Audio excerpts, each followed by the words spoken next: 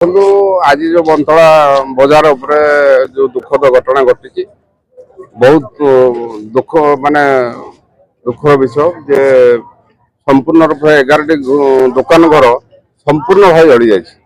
ଆଉ ଯଦି ଆଜି କ୍ଷୟକ୍ଷତି ହେଇଛି ଯଦି ପାଖରେ ଦମକଳ କେନ୍ଦ୍ର ଥାଇ ମଧ୍ୟ ଯେ 10 ମିନିଟ୍ ଭିତରେ ଦମକଳ କେନ୍ଦ୍ରଟା ପହଞ୍ଚି ପାରିଥାନ୍ତା ନିଶ୍ଚିତ ଭାବେ କିଛି ଆୟତ ହେଇପାରିଥାନ୍ତା। କିନ୍ତୁ ଦୁଃଖର ବିଷୟ ଦମକଳ କେନ୍ଦ୍ର ଅଛି ଦମକଳ ଗାଡ଼ିରେ ପାଣି ନାହିଁ ମାନେ ସମୁଦ୍ରକୁ ସଂଖ୍ୟା ଭଳିଆ ପାଣି ସେ ରଖିଥିଲେ। ମୋର ଗୋଟେ କ୍ୱେଶ୍ଚିନ୍ ହେଲା ବନ୍ତଳା ଅଞ୍ଚଳ ଗୋଟେ ସେନ୍ସିଟିଭ୍ ଅଞ୍ଚଳ।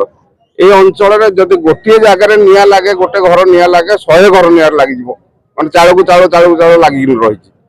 ମୋର ଗୋଟେ ଅନୁରୋଧ ସରକାରଙ୍କୁ ଅନୁରୋଧ ରହିଲା ଜିଲ୍ଲା ପ୍ରଶାସନକୁ ଅନୁରୋଧ ରହିଲା ଯେ ଯଦି ଆମ ଚତୁଃପାର୍ଶ୍ୱରେ ପୁରା ଇଣ୍ଡଷ୍ଟ୍ରି ଭର୍ତ୍ତି ହେଇନ ଅଛି ମାଇନ୍ସ ଭର୍ତ୍ତି ହେଇନ ଅଛି ଯଦି CSR ଫଣ୍ଡରୁ ଯଦି ଗୋଟେ ବଡ଼ ଦମକଳ ଏଠି ଦିଆଯାଏ ମାନେ ଯେମିତି ଜିନ୍ଦଲ ଗୋଟେ ରଖିଛି ଜିନ୍ଦଲକୁ ହଉ ନାଲ୍କୋ ହଉ ଯାହାକୁ ବି କହିଲେ ସେ ଆଣି ଦେଇ ରଖିପାରିବ। সেটা জেলা মানে আমার জেলা পাই নিহাতি দরকার খালি বন্তলা অঞ্চল পাই না অন্য অঞ্চল পাই বি ଦେଇପାରିବେ।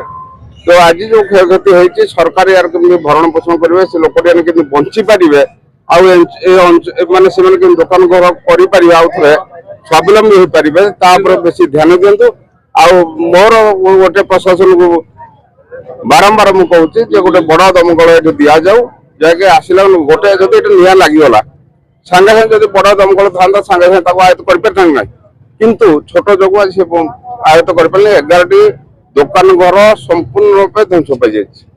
ଏଣୁ ଆମର ସରକାରଙ୍କ ପ୍ରଥମ କର୍ତ୍ତବ୍ୟ ହେଲା ଯେ ତାଙ୍କୁ ଆଗ ଥଇଥାନ କରନ୍ତୁ କେମିତି ସେ ସ୍ୱାବଲମ୍ବୀ ପୁଣି ହେଇପାରିବେ ତା ଉପରେ ଧ୍ୟାନ ଦିଅନ୍ତୁ।